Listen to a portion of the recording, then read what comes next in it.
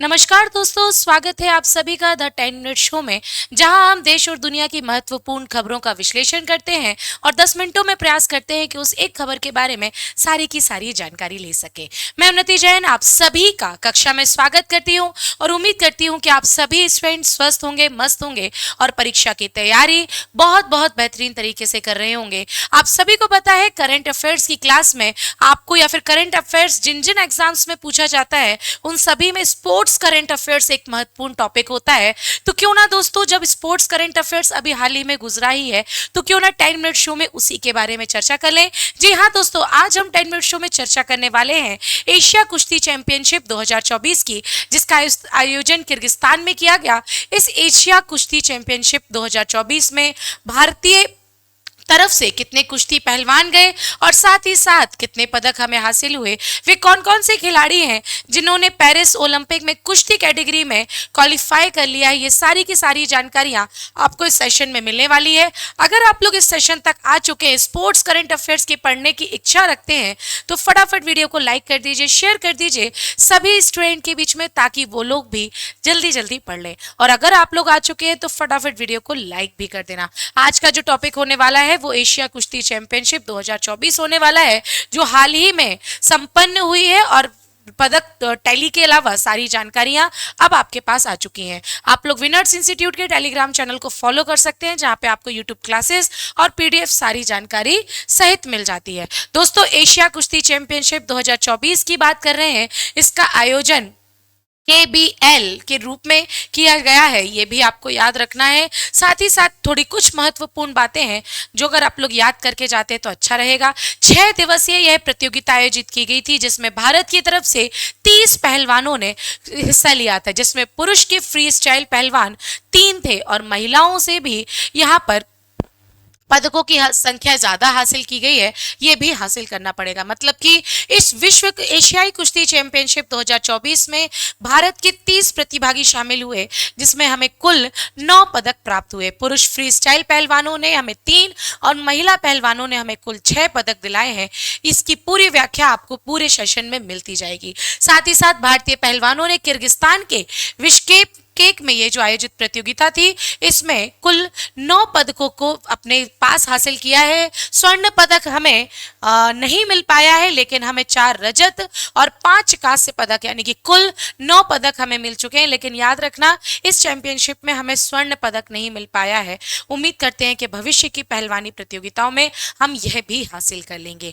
इस प्रतियोगिता में जितने भी 30 प्रतिभागी शामिल होने गए थे भारत की तरफ से, उन्होंने फ्री स्टाइल पहलवानी, ग्रीको रोमन पहलवानी और महिला वर्ग की हर प्रतियोगिताओं में शामिल हुआ है, हर प्रतियोगिताओं में अपना हिस्सा भी लिया है। ये भी आपको ध्यान में रखना चाहिए। भारत ने पहलवानियों की श्रेणी में कौन कौन से पदक हासिल किए हैं, अगर आप इसकी विस्तृत जानकारी लेना चाहते हैं तो समझ लीजिए। फ्री स्टाइल में 9 पदक अपने पास हासिल किए हैं, लेकिन ग्रीको रोमन शैली में एक भी पदक भारतीयों के पास नहीं आया। मतलब पूरे के पूरे 9 सिर्फ हमें फ्री स्टाइल में मिल गए हैं। ग्रीको रोमन वर्ग में 60 किलोग्राम में प्रवेश को कजाकिस्तान के गैलियम से 9-0 से हार का सामना करना पड़ा।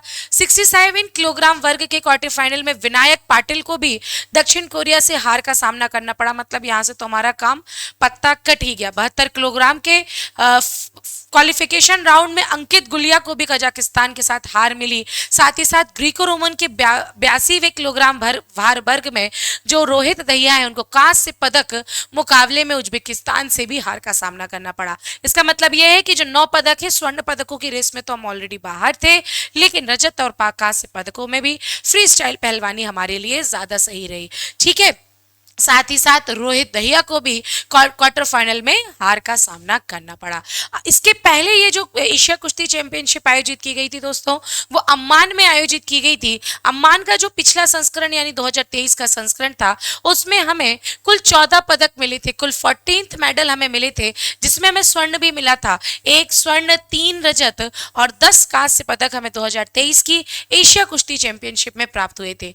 पुरुषों के 57 किलोग्राम में अमन सहरावत एकमात्र ऐसे पहलवान थे। 57 किलोग्राम में अमन सहरावत एकमात्र ऐसे पहलवान थे जिन्होंने पोडियम के शीर्ष स्थान पर अपनी जगह बनाई थी।